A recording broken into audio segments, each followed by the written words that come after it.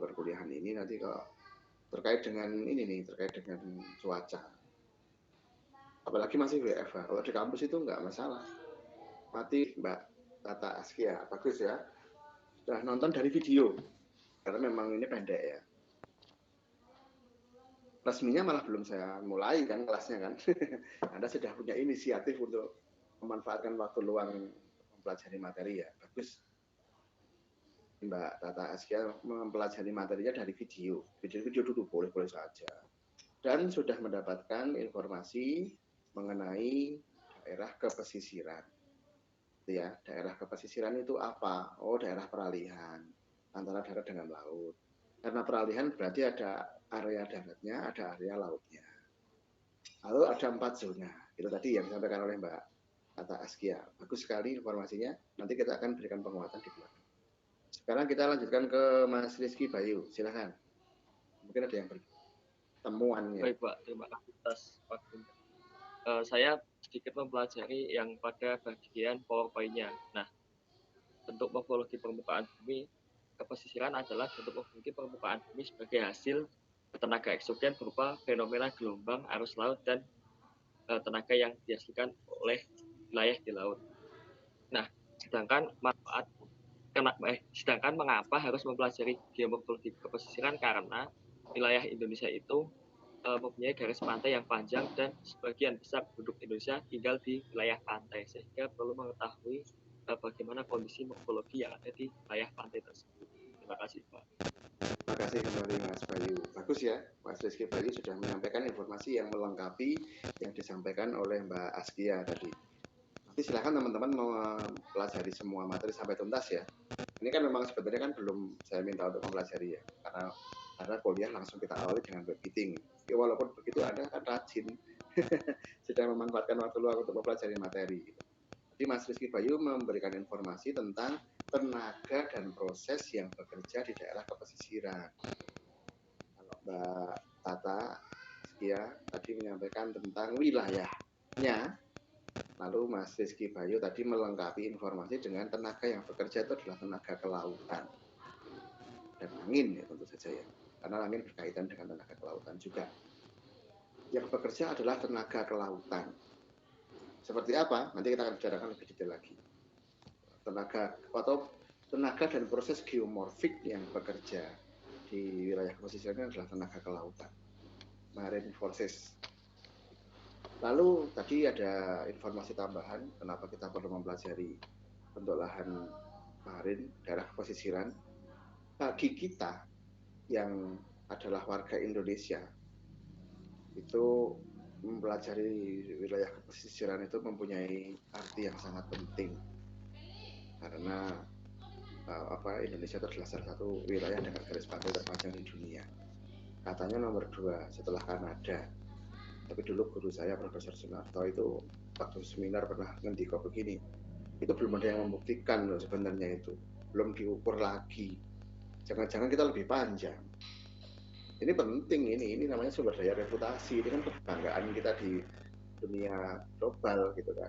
Jangan-jangan kita yang terpanjang, bisa saja. Terlepas dari itu, benar apa belum tahu.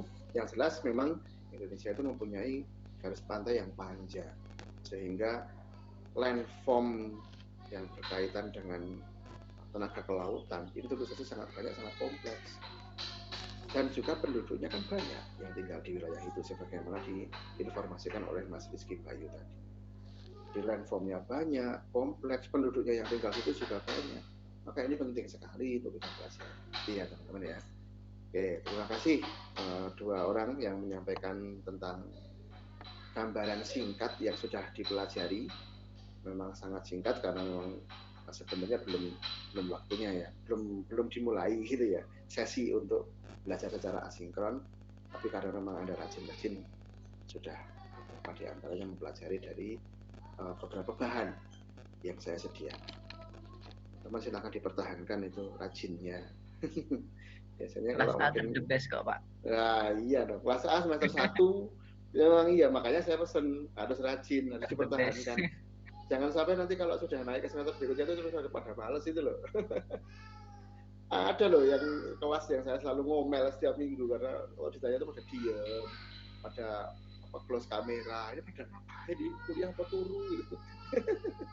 Ada ya semester ini di atas malahan bukan di semester 1, makanya saya selalu memotivasi Anda untuk pertahankan, ini bagus ini.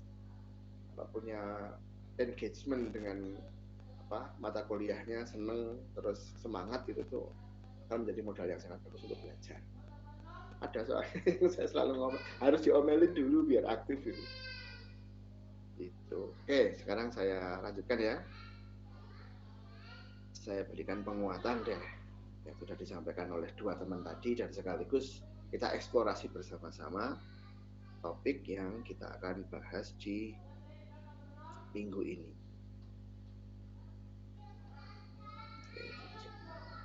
Kali ini nggak hujan ya, udah mulai mendung. Oke, saya langsung ke sini saja. Ini slide-nya banyak soalnya, jadi nggak selesai ya. Kayak kemarin itu yang kars itu banyak banget. Jadi tadi sudah disampaikan oleh Mbak Tata Askia bahwa kita minggu ini mempelajari tentang bentuk lahan marin. Bentuk lahan marin itu sesuai dengan namanya ya, marin itu laut. Artinya bentuk lahan yang terjadinya oleh proses laut, tenaga dan proses laut. Tempatnya di mana? Tanyaannya kan itu. Seperti yang saya sampaikan di video, walaupun bentuk lahan marin ini terbentuk oleh tenaga kelautan, bukan berarti bentuk lahannya di dasar laut. Bukan berarti bentuk lahannya di tengah laut, bukan. Tapi ada tempatnya. Di mana? Wilayah kepesisiran. Nah itu, tempatnya di wilayah kepesisiran. Nanti semua lahan itu punya wilayah kok. Punya tempatnya sendiri-sendiri. Bentuk lahan fluvial di mana, bentuk lahan denudasional di mana, bentuk lahan glasial di mana, gitu ya. Itu kan masing-masing punya tempatnya sendiri-sendiri. Nah, kalau bentuk lahan marin yang kita bicarakan kali ini terbentuknya oleh tenaga kelautan, tetapi bukan berarti di tengah laut, di dasar laut ya, tidak. Adanya di wilayah kepesisiran. Apa itu? Sesuai yang disampaikan oleh Mbak Tata Askia tadi. Wilayah peralihan antara darat dengan laut. Yang namanya peralihan ya berarti ada wilayah daratnya, ada wilayah lautnya. Wilayah daratnya yang mana, wilayah lautnya yang mana? Kalau kota Jogja itu wilayah kepesisiran apa bukan? Oh bukan. Kalau Bantul kepesisiran apa bukan? Bukan juga.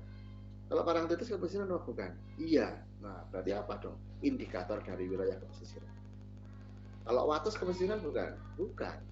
Kalau Bandara Yogyakarta International Airport yang baru, kepesisiran bukan? Iya. Terus apa dong indikatornya? Kita lihat. Wilayah kepesisiran itu peralihan antara darat dengan laut. Ada bagian daratnya, ada bagian lautnya. Bagian daratnya itu masih dipengaruhi oleh laut.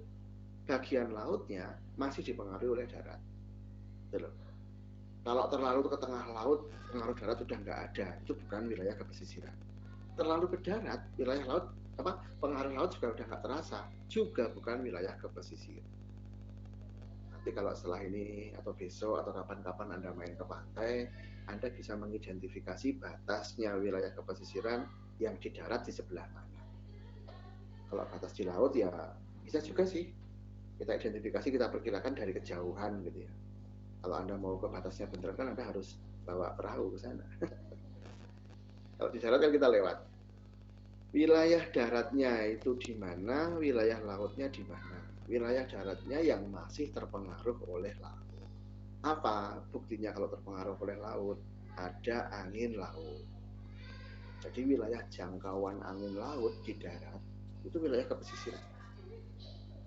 Kalau siang hari kita merasakan kan dari laut gitu ya. Kan teman-teman tuh kalau jalan ke pantai kan makin dekat pantai kan makin kencang anginnya. Angin dari laut kan itu. Itu sudah sampai di wilayah pesisir. Belum. Selain itu apa? Selain itu intrusi. Yang sering dengar kan? Intrusi di Jakarta, di Semarang, di kota-kota pantai utara Jawa itu. Yang kalau penduduk itu punya sumur, sumurnya jadi asin. Terlepas dari intrusi itu sebagai kerusakan lingkungan akibat dari pengambilan air tanah yang berlebihan, yang jelas intrusi itu sendiri merupakan gejala atau bukti bahwa laut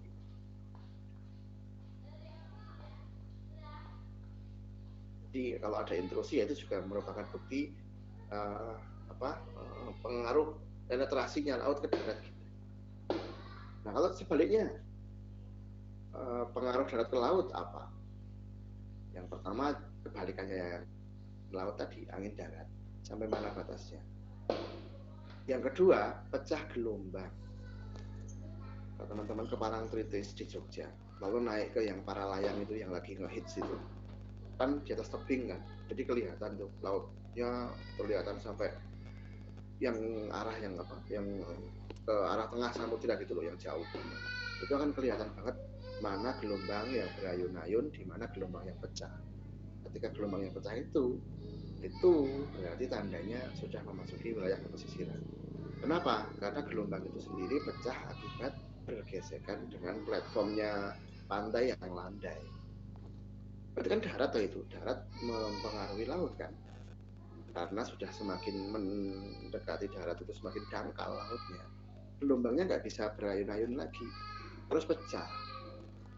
Itu berarti membuktikan bahwa daratnya mempengaruhi laut. Zona pecah gelombang, jangkauan angin darat, kemudian jangkauan sedimen dari sungai itu ya, sampai kemana. Yang mendeposisi tapi sungainya loh, bukan berarti deposisi sungai terus dirombak oleh arus laut, gelombang laut, itu sudah urusan lain. Maksudnya sungai sendiri mendeposisi ke laut itu jangkauannya sejauh mana? Itu masih daerah pesisiran. Itu jelas ya semua ya. Silahkan dicatat beberapa hal kalau misalnya penting, poin-poin penting nanti akan diujikan di kuis. Buktinya kalau Anda sudah memahami itu. Oke, lanjut. Wilayah kepesisiran itu yang paling paling lengkap terdiri dari 4 zona. Bukan berarti 4-4-nya itu selalu ada ya. Pokoknya yang paling lengkap ada 4 zona. Mulai dari yang paling luar dari laut dulu, itu zona pecah gelombang, kemudian pantai, kemudian pesisir, lalu dataran aluvial pesisir. Ini seperti yang disampaikan Mbak Tata Askia tadi. Ada 4 zona. Zona pecah gelombang, breaker zone. Kemudian pantai, shore. Lalu pesisir, coast, dan dataran aluvial pesisir. Coastal aluvial, dataran aluvial kepesisiran gitu ya, benar ya. Karena kalau coastal itu jadi terjemahannya kepesisiran. Nation bangsa, nasional kebangsaan. Culture budaya, cultural kebudayaan. Coast pesisir, coastal kepesisiran. Gitu terjemahkan bahasa Indonesia. Oke, lanjut ya. Jadi nggak semuanya mesti ada. Tapi yang mesti ada itu adalah pantai. Kalau pantai mesti ada. Kalau yang lainnya bisa nggak ada. Pecah gelombang sama pantai itu ada. Karena pantai itu tempat pertemuan antara air sama daratnya itu. Pas pertemuannya itu yang pantai gitu. Jadi ada beberapa istilah yang harus kita kenali di sini, yaitu ini aja lah gambarnya. Pecah gelombang, pantai, pesisir, dan dataran aluvial kepesisiran. Pecah gelombang itu ya airnya berarti. Tempatnya di mana? Di bawah surut terendah. Artinya ini adalah wilayah yang selalu tergenangi oleh air. Di bawah surut terendah itu namanya zona pecah gelombang. Kalau pantai itu tempat pertemuannya air sama daratnya itu, air laut sama daratnya. Persisnya pertemuan antara air laut dengan darat itu namanya wilayah pantai. Tempatnya mulai dari surut terendah sampai dengan pasang tertinggi. Karena di bawah surut terendah kan selalu di bawah surut terendah wilayah yang selalu tergenang. Itu kan wilayah pecah gelombang. Di atas pasang tertinggi, wilayah yang tidak pernah kesentuh air, itu wilayah pesisir. Artinya di antara pasang tertinggi sampai surut terendah itu wilayah pantai. Itu ya teman-teman ya. Saya itu sudah lama banget nggak ke pantai. Walaupun saya sering ke pesisir. Karena saya malas kena air laut. Kalau saya tidak ke wilayah yang kena air laut, berarti saya nggak ke pantai, gitu loh. Nanti kalau teman-teman ini ketemuan setelah kuliah online ini selesai, lalu ke kampus, lalu kawan-kawan main bareng yuk, mana yang terdekat dulu yuk, ke pantai Parangtritis misalnya. Ada teman yang nggak mau nyentuh air laut, berarti dia bohong, dia nggak pernah ke pantai. Terus aku gini, wah tak tunggu gini, wah males aku nggak basah karena celananya misalnya kan, bohong berarti. Katanya tadi mau ke pantai, ya. Kalau ke pantai itu harus kena percikan air lautnya ini. Dia tidak harus kena percikan saat itu ya, karena kalau pas air lautnya surut kan, Anda ada di wilayah yang tadinya kena air kan, itu juga wilayah pantai gitu loh. Bukan berarti harus saat itu. Bisa saja, oh tadi airnya sempat sampai sini kok, ini ada jejaknya nih. Saya berdiri di sini juga dari pantai berarti. Gitu. Paham ya teman-teman ya?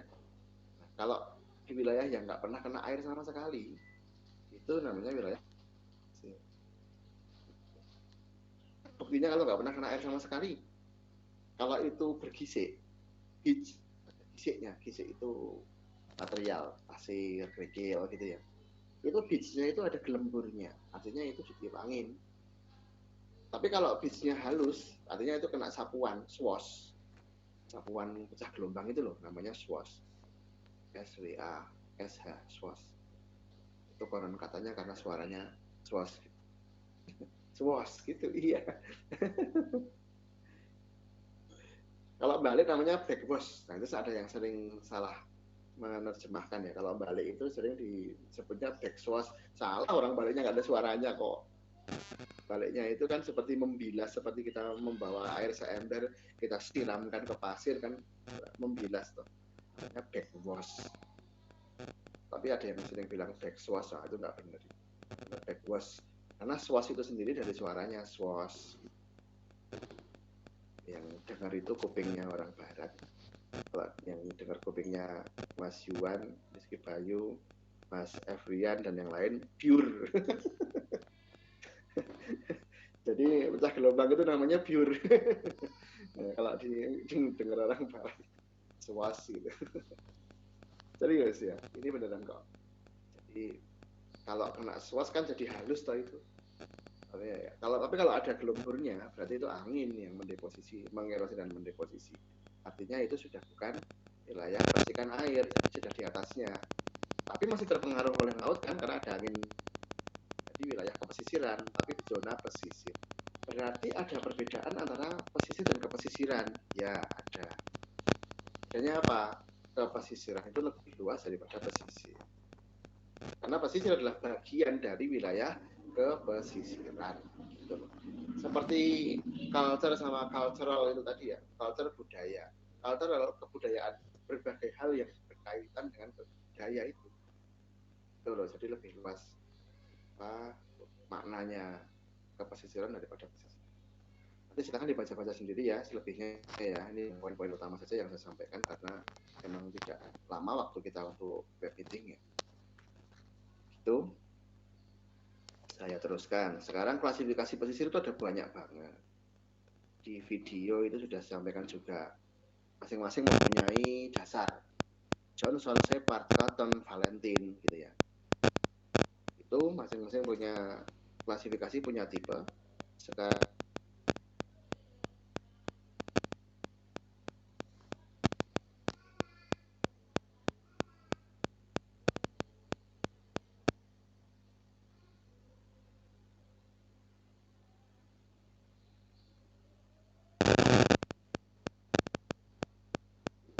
sekunder, pesisir primer dipengaruhi darat, pesisir sekunder dipengaruhi laut. Maksudnya begini, pesisir primer pesisir sekunder didominasi oleh pengaruh laut. Kalau dua-duanya berpengaruh, pesisir gitu ya. Tapi di antara keduanya itu ada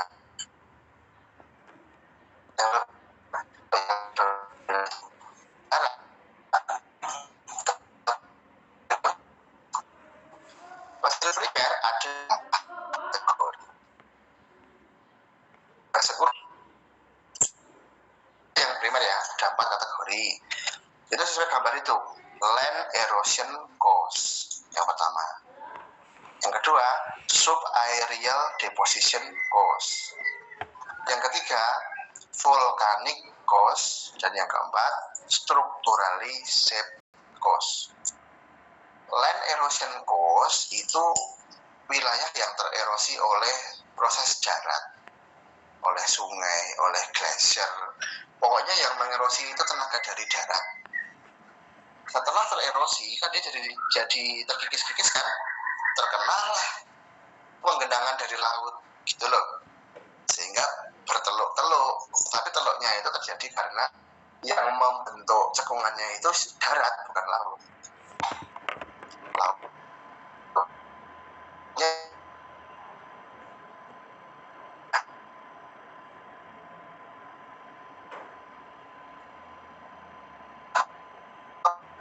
di das kandang perwikan.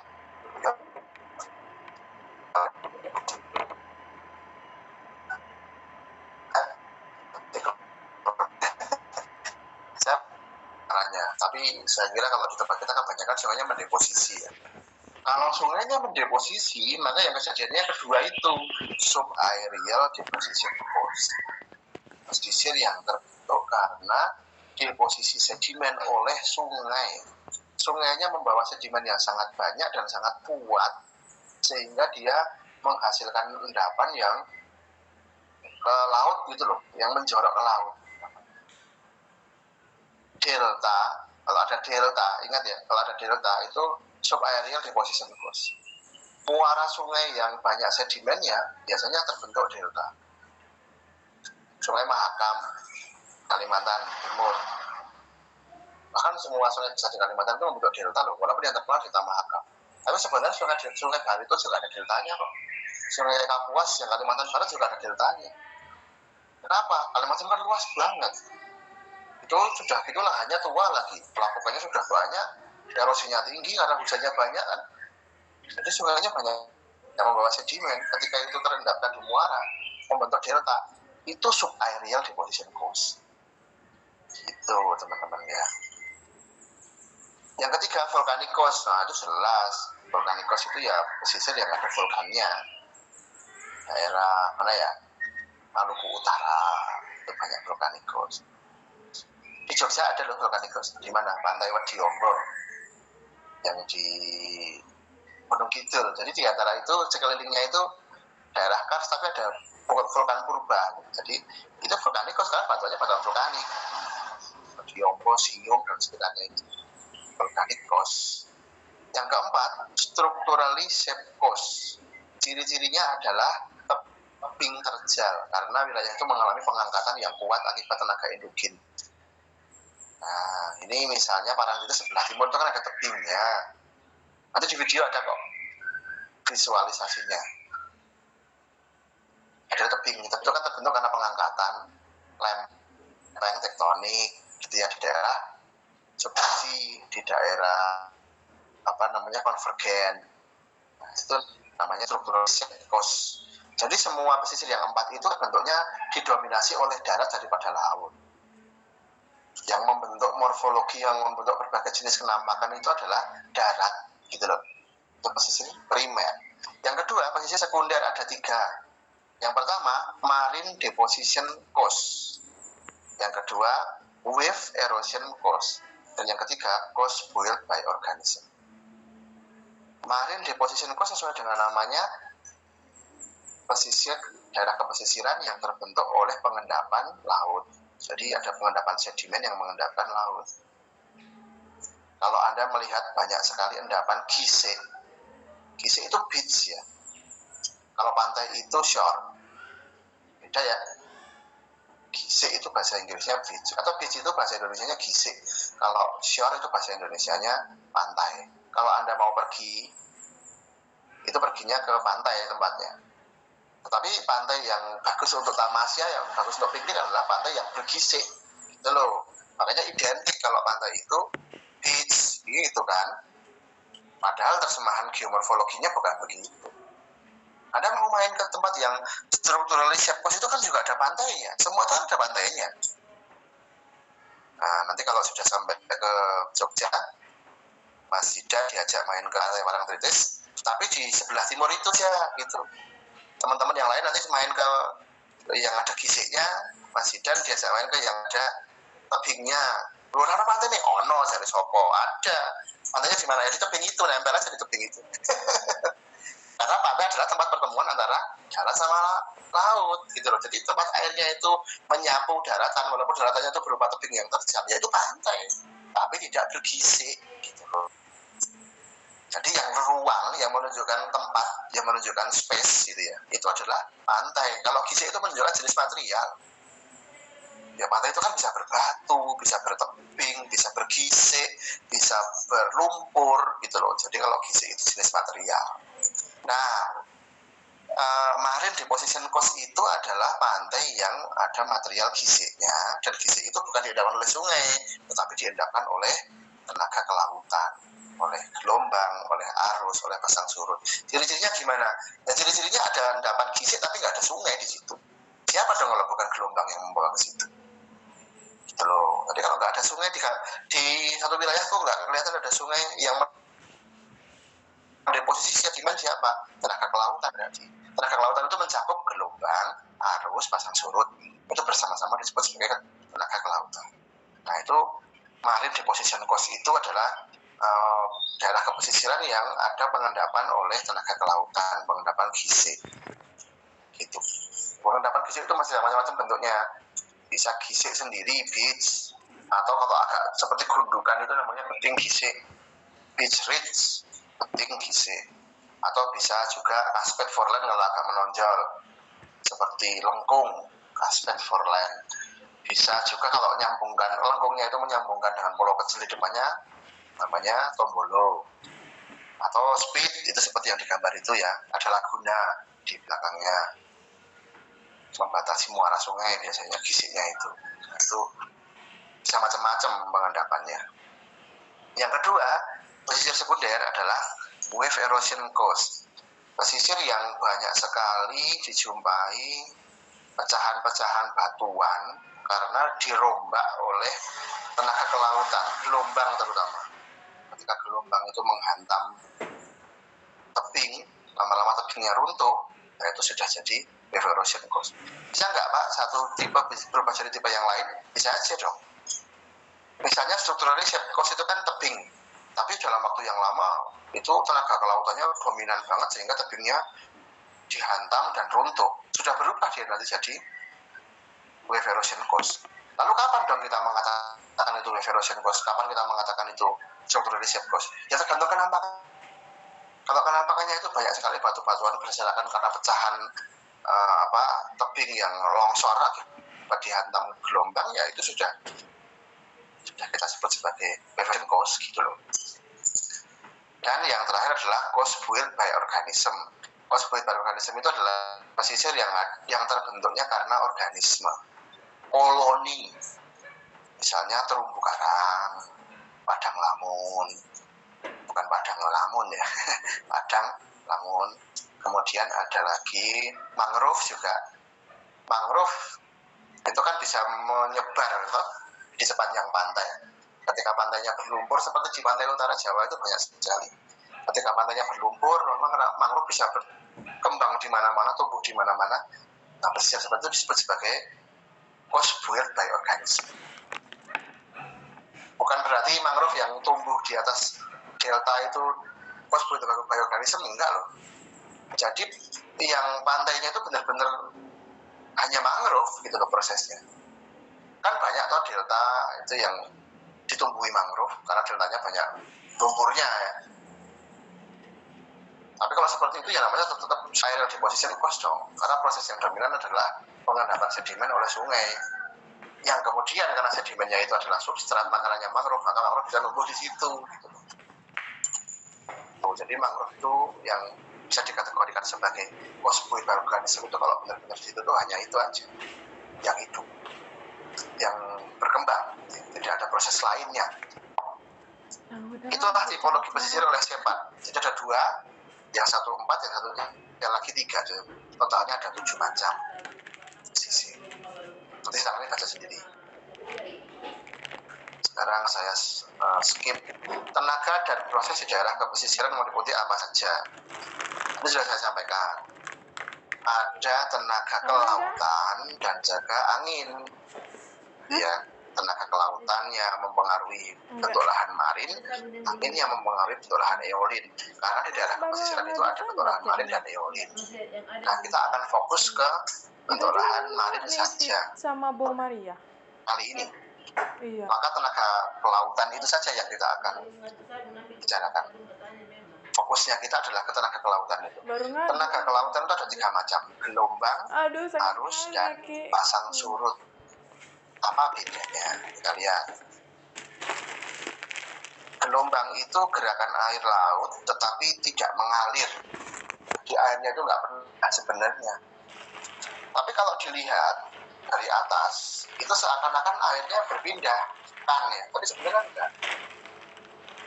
Kalau Anda menjatuhkan benda ke gelombang, itu bendanya nggak akan berpindah kemana-mana. Iya betul. Bendanya akan berayun-ayun aja di situ. Itu tandanya bahwa air lautnya juga tidak berpindah, tetapi hanya bergerak, berayun aja di situ.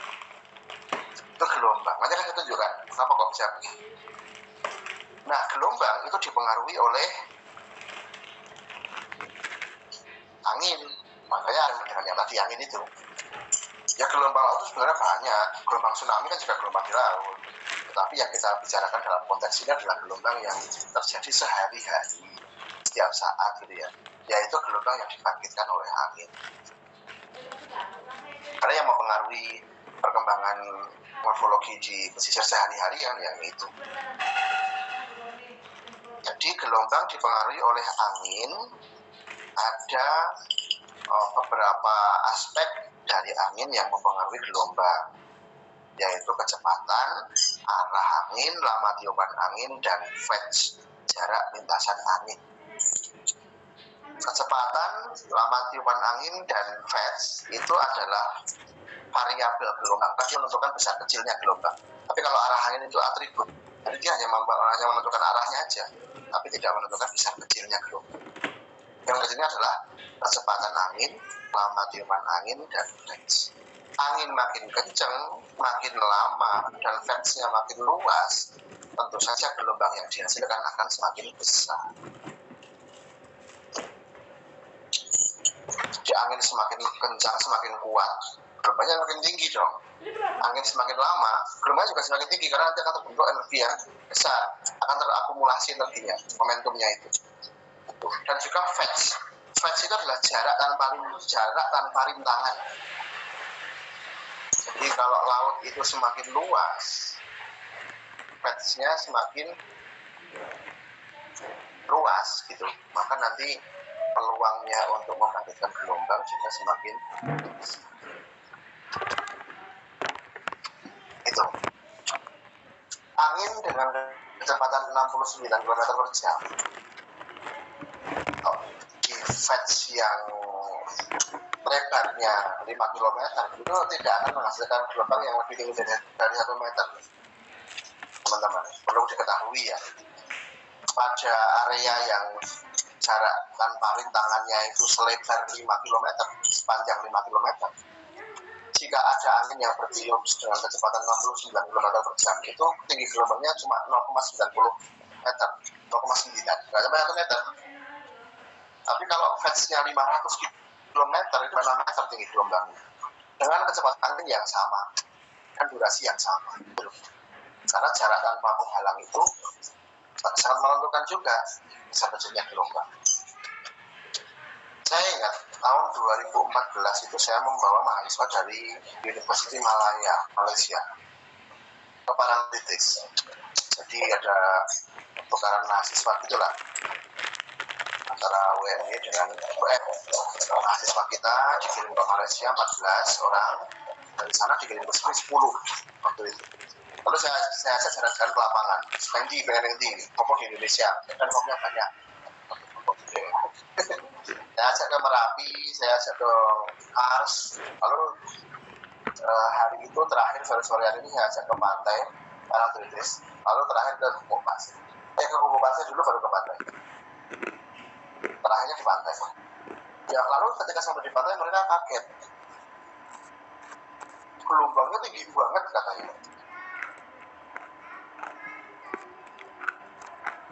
Berani kena kebanyakan.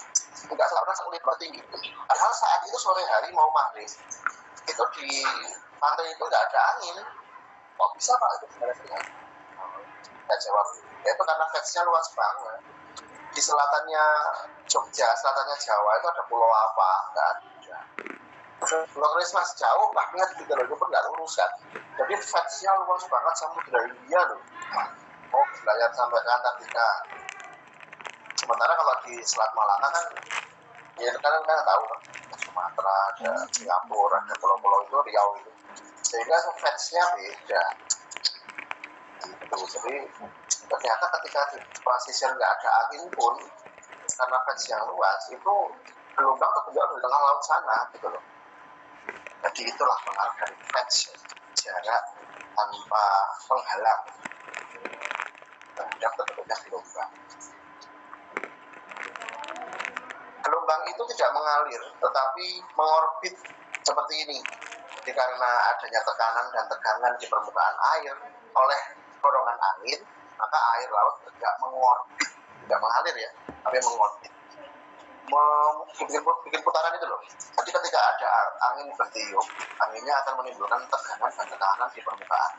Kalau nggak ada angin ya permukaan air kan rata. Jadi karena ada angin terdorong sehingga dia mencelup ke dalam, itu membentuk orbit untuk putaran pusaka. Nah, orbitnya itu kemudian dia bergerak menghantam orbit yang lain, gitu ya, sehingga kemudian berayun akhirnya itu membentuk puncak lembah puncak, itu puncak lembah puncak, puncak lagi lembah lagi, puncak lagi. Jadi itu berayun aja, maju lalu nanti mundur lagi, maju lagi mundur lagi, gitu. Jadi nggak pindah, berayun-ayun. Nah itu kan gelombang itu sifat gerakannya seperti itu. Nanti di oceanografi akan ketemu lagi untuk bahas ini lebih detail. Nah, gelombang itu sifat orbitnya beda antara laut dalam, laut intermediate sama laut dangkal. Laut dalam gelombangnya itu orbitnya ya bentuk lingkaran. Makin ke bawah makin kecil lingkarannya. Kenapa? Karena makin ke bawah kan pengaruh angin makin kecil. Nah, kalau intermediate dia pipih, gepeng. Kalau dangkal, laut dangkal, gepeng banget. Kalau dangkal banget, dia nggak bisa mengorbit lagi, jadinya pecah. Itulah sebabnya kenapa jadi pecah gelombang. Karena nggak bisa mengorbit lagi. Terjadilah pecah gelombang. Nah, gelombang itu mengalami perubahan bentuk yang disebut sebagai refraksi, difraksi, dan refleksi. Refraksi itu perubahan bentuk gelombang akibat hambatan relief dasar laut pas pecah gelombang itu loh. Difraksi itu akibat rintangan, refleksi itu karena ada penghalang di pantai yang menyebabkan itu mantul gitu. Refleksikan pantulan. Refraksi itu ini loh, spilling breaker, plugging breaker, surging breaker. Tergantung dari platformnya. Platformnya itu materialnya apa dan kemiringannya berapa. Itu nanti akan membentuk tipe pecah gelombang yang berbeda. Ini yang namanya refraksi. Refraksi itu seperti ini arahnya. Arahnya belok karena penghalang pulau, penghalang teluk, tanjung gitu. Kalau refleksi ya mantul lah sebenarnya.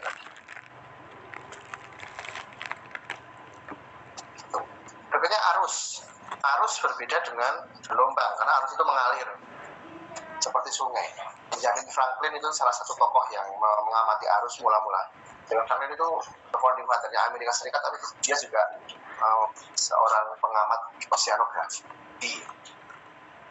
Karena waktu itu kan ada pelayaran toh dari Amerika ke Inggris dan sebagainya itu untuk perdagangan. Jadi dia juga menjadi pengamat oceanografi. Nah, katanya Benjamin Franklin, arus itu seperti river on the ocean. Jadi seperti sungai, karena dia benar-benar mengalir. Walaupun ya nggak sesederhana sungai beneran ya. Sangat kompleks prosesnya. Tapi intinya adalah aliran kalau arus itu. Arus laut sangat banyak. Yang berkaitan dengan bentuk lahan marin adalah arus yang di daerah pesisiran atau disebut sebagai littoral current. Apa saja? Onshore current, longshore current, rip current, terus apa tuh? Helical current, undertow dan yang lain. Tidal current juga pasang surut. Rip current itu sangat terkenal di Parangtritis karena menyebabkan kecelakaan wisata laut. lalu rim dibersihkan menjadi rest in peace, pada mati. Kalau begitu artinya celah sempit itu harus yang pecah, yang masuk ke dalam celah sempit sehingga kemudian menyeret orang yang ada di situ. Arus ya, bedanya dengan gelombang. Kalau arus itu mengalir. Nah ini di Parang yang tadi saya ceritakan di Parang Tritis, kalau dilihat dari Google ada buka sendiri aja ada. Itu loh, karena ada gelombang pecah tuh yang warnanya putih itu loh, buih. Di antara yang putih itu ada yang berwarna biru kehijauan itu yang ada arusnya. Seperti sungai kan. Di mana tempatnya itu? Di area gisik, yang gisiknya itu cekung. Yang cekung cembung yang itu ya, yang lengkung-lengkung seperti itu bagian yang lengkung dalam, yang bagian teluknya itu yang punya potensi terbentuk rip current. Bahaya itu, walaupun itu lebih ke darat tapi ke belakang, tapi rip currentnya di situ. Anda main itu yang Tanjung itu lebih ke arah laut tapi malah aman di bagian cekungnya. Yang surut itu pasang yang tinggi dan surut yang rendah. Kita pasut. Berkaitan dengan wilayah kepesisiran, pasut itu dibedakan menjadi 3 zona. Kabarnya kayak gini ya. Kita jelaskan aja. Yang di atas pasang tertinggi itu supratidal. Yang di antara pasang tertinggi dan surut terendah itu intertidal. Yang di bawah surut terendah namanya subtidal. Jadi kalau supratidal itu sama dengan pesisir, intertidal sama dengan pantai wilayahnya ya. Subtidal sama dengan zona pecah gelombang. Coba lihat orang yang berjalan-jalan itu ada di mana? Di pesisir atau di pantai? Di zona subtidal, intertidal atau supratidal. Orangnya mana? Itu loh yang kecil itu loh. Ini nih, kelihatan nggak kursornya? Ada 4 orang itu loh. Itu orangnya di mana itu? Di pesisir apa di pantai? Di subtidal, intertidal apa supratidal?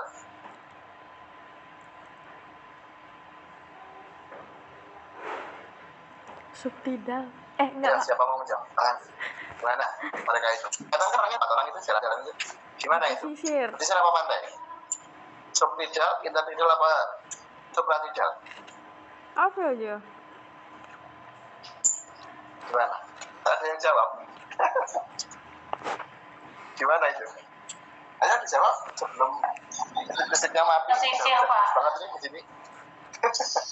Di pesisir. Di pesisir berarti di supratidal. Apa indikatornya kok bisa mengatakan di pesisir? Apa yang menjadi dasar? Ayo. Kok di pesisir? Kalau pesisir berarti pesisir sama dengan supratidal, pantai sama dengan intertidal ya. Pecah gelombang sama dengan subtidal. Kalau subtidal nggak mungkin. Subtidal itu kan ada airnya terus. Orang itu bisa jalan-jalan kok. Kalau ada airnya terus ya nggak jalan-jalan, namanya berenang. Kalau jalan-jalan itu kemungkinannya kalau nggak intertidal, supratidal. Nah, menurut Anda yang mana? Tadi Mbak Zilal menjawabnya supratidal. Atau di pesisir. Alasannya apa? Di pantai Pak, di intertidal. Intertidal kalau Mas Rizky Bayu. Alasannya apa Mas Rizky Bayu? Karena daerah tersebut tempatnya pasang surut dan masih bisa dijangkau oleh manusia tadi Pak. Kau tahu kalau pasang Dan surut? itu adalah daerah pantai. Kau tahu kalau itu daerah yang pasang surut? Kelihatan dari morfologinya Pak, itu batu karangnya itu ada yang bolong atau berlubang, itu hasil dari terkena dari gelombang Pak. Oke, jadi ada bolong itu ya, itu pelengkung laut namanya. Lalu ada yang tegak dan kepisah sama tebing sebelahnya, itu sebenarnya juga awalnya bolong tapi sudah copot laut itu. Kalau yang masih lengkung namanya pelengkung laut, tapi kalau sudah berdiri sendiri namanya pilar laut. Awal mulanya itu semuanya satu batuan itu yang di belakangnya jadi satu awalnya. Artinya di situ ada proses erosi oleh laut. Betul ya Mas Rizky ya, saya setuju. Ada proses erosi oleh laut.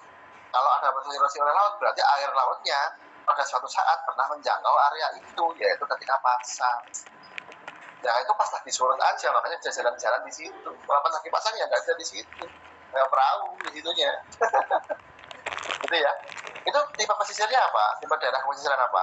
Menurut Shepard? Apa? Di antara primer sama sekunder termasuk kategori apa? Primer apa sekunder? Menurut Anda? Yang kategori sekunder, Pak. Sekundernya yang mana di antara tiga itu? Yang itu yang hasil bolong akibat erosi Ya. oleh gelombang. Ya ini Mas Zidan menjawab juga nih. Sekunder wave erosion cost, betul. Ini pesisir sekunder wave erosion cost karena ada buktinya. Ingat ya, konsep dasar geomorfologi mengatakan bahwa proses geomorfik meninggalkan jejak tertentu pada bentuk lahan. Salah satu di antara 10 konsep itu. Nah, ini ada air yang pernah menjangkau ke situ. Buktinya apa? Lah itu meninggalkan jejak erosinya itu. Ada notch itu ceruknya itu. Ada pelengkung laut yang bolong itu sama pilar laut dan dia sudah berdiri sendiri karena sudah runtuh. Sudah bolong. Awalnya sudah pelengkung laut. Ini wave erosion cost, pesisir sekunder. Dan berarti wilayah ini adalah wilayah pantai atau wilayah intertidal. Buktinya, nih pas lagi pasang. Orangnya tadi udah lama pola di situ ya. Kalau gambar ini saya tambahkan dari tadi ya, tidak akan ada yang menganalisis. Bagus Mas Rizky Bayu, Mas Zidan dan yang lain. Kita menganalisis ya, nanti bisa dengan kuis. Oke, lanjut. Selesaikan sekalian lah. Ini mumpung masih kondusif. Nah, ini perahunya di mana ini? Kapal kecil itu, supratidal, subtidal, intertidal, di mana? Pantai, pesisir, atau pecah gelombang? Di mana Mbak Keswatun? Intertidal Pak, pantai. Intertidal ya, atau pantai, betul ya, karena gambar yang kiri ketika pasang, gambar yang kanan ketika surut itu jelas pasang. Terus ada gelombang pasang namanya tidal bore. Ini sudah pernah dengar kan? Sungai Kampar yang di Riau yang untuk penting iklan rokok. Itu kalau pasang yang sempit ada pulau-pulau seperti ini, laut sungai pasangnya bisa balik lagi ke muara sungai, malah bisa balik ke arah bentuk gelombang, namanya gelombang pas. Bahaya itu. Nah, lanjut 4 menit lagi. Yang berikutnya kita bicarakan erosi marin, erosi oleh laut. Ini erosi yang terjadi pada gisik ya, karena suasnya kecil, dekuasnya kuat. Kalau suasnya kecil, dekuasnya kuat, jadi seperti ini. Gisiknya gisik reflektif namanya, gisik yang curam. Erosi oleh laut itu bisa macam-macam cara. Hydraulic action, abrasion, attrition, solution. Ada 4 macam erosi marin. Jadi erosi oleh air laut itu tidak sinonim dengan abrasi, teman-teman. Saya pernah dikomplain ketika saya bikin kuis di IG-nya lab. Ada yang, ya bukan komplain sih, banyak nanya. Berarti abrasi itu bukannya erosi yang di laut, ya min. Karena saya admin ya, dia nggak tahu kalau saya yang bikin kuis ya. Pada saat itu saya membicarakan abrasi di sungai. Ada abrasi di sungai. Jadi abrasi itu bukan sinonim dari erosi laut. Ya. Bukan. Erosi laut itu bisa macam-macam. Bisa hydraulic action, bisa abrasi, bisa attrisi, bisa solution. Abrasion itu adalah pengikisan oleh material lain yang diangkut agen geomorfik.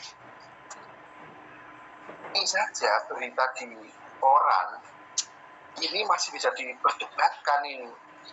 Diterjang gelombang 20 rumah roboh, abrasi pantai selatan terus mengancam. Apakah rumah itu robohnya karena abrasi?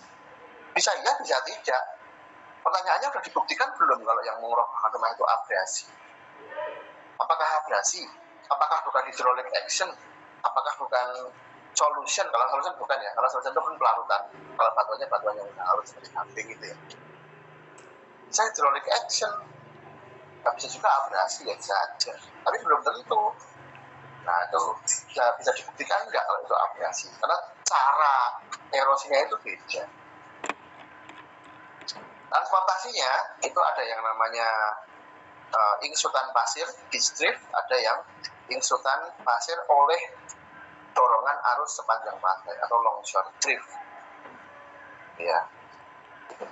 Nah, bentuk lahan di pantai itu gisik, antara lain ini saya sebutkan gisik, ada 3 tipe gisik, disipatif, reflektif, intermediate. Gisik disipatif itu adalah gisik yang landai, lebar, gelombangnya itu terhambur ke sana. Jadi kalau pecah itu sewasnya menyebar kemana-mana tapi lemah. Itu sangat bagus kalau mau dipakai untuk wisata, itu aman. Kalau di Parangtritis yang paling timur dekat tebing itu, maka di sana ada bendi, ada apa tuh? Andong itu loh, yang ditarik sama kuda. Coba kalau andongnya ditaruh di barat yang reflektif beach, nggak bisa jalan. Karena nggak datar morfologinya. Nah, yang bahaya itu adalah yang intermediate itu, yang zigzag tadi loh, yang Teluk Tanjung itu loh, yang ada rip current-nya, itu yang paling bahaya. Jadinya karena gelombangnya pecah, menyudut arah pantai. Ini reflective beach. Ini reflective beach juga, Pantai Kuaru itu yang tererosi itu.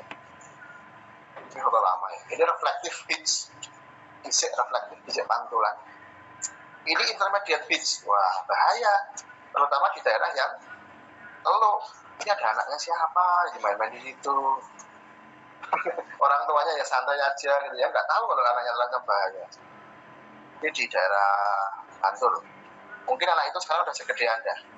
Jangan-jangan anak itu sekarang sudah ada di kelas ini. Jangan aja. Jadi waktu saya ngefoto ini tahun 2013 atau berapa kok. Ya 2013 mungkin Anda masih sekecil itu mungkin ya. Jangan-jangan anak kecil itu adalah salah satu di antara kalian. Itu bahaya tempatnya itu ya. Seperti ini, kebanyakan orang itu mainnya malah di tempat yang cekung itu. Jadi yang berbahaya di situ ini gisik intermediate namanya, yang zigzag. Ini disipatif nih, lebar. Nah, seperti ini nih. Ini kan gelombangnya kan kalau pecah kan terhambur kan. Suasnya kuat, nyebar, tapi backwash-nya lambat. Backwash itu bahaya loh. Karena bisa menarik gitu. Apalagi kalau platformnya gisik yang lunak atas toplas.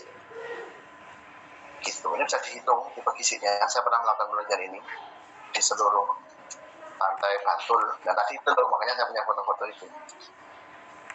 Jadi bisa ditentukan tipenya. Nah, selesai. 61 menit. Tidak apa-apa lah. Selanjutnya silahkan Anda selesaikan, Anda tuntaskan mempelajari materi ini di Gismat. Masih ada waktu 40 menit kira-kira. Silahkan Anda nonton video, Anda download PPT yang barusan itu, Anda baca-baca materi, dan jangan lupa nanti diselesaikan, dituntaskan dengan mengerjakan kuis 20 menit, 10 soal. 6 pilihan ganda, 3 benar salah, 1 menjodohkan. Dari yang 6 pilihan ganda itu 2 sulit, 2 sedang, 2 mudah. Tapi kok yang mudah aja pada salah ya. Yang mudah dia terasa sedang, yang sedang terasa sulit, yang sulit terasa sangat sulit. Mungkin. Menjodohkan itu mudah atau sedang. Kan itu gampang kan.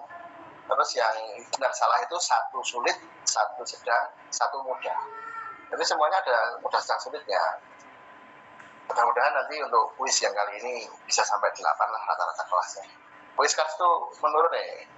Ke 6 lagi, padahal udah 7 terus, 7,5, 7,7 udah hampir ke 8. Tapi saya maklum karena mungkin memang materi kemarin itu luas banget. Ini juga lumayan luas sebenarnya, tapi ya tidak seluas yang kemarin. Nah kan teman-teman setelah ini langsung saja menyelesaikan materi, membaca-baca, nonton video, kemudian mengerjakan kuis, gitu ya, untuk mengukur sejauh mana Anda sudah menguasai materi yang kita pelajari pada minggu ini. Itu saja dari saya. Sampai ketemu lagi hari Selasa yang akan datang. Tunggu 1 minggu untuk bertemu selama 60 menit. 1 minggu untuk bertemu selama 1 jam. Ini memang pertemuan kita itu mahal. Gitu. Terima kasih sekali lagi. Saya cukupkan sekian ya. Saya akhiri. Wassalamualaikum warahmatullahi wabarakatuh. Waalaikumsalam warahmatullahi wabarakatuh. Terima kasih, Pak. Terima kasih, Pak. Terima kasih, Pak.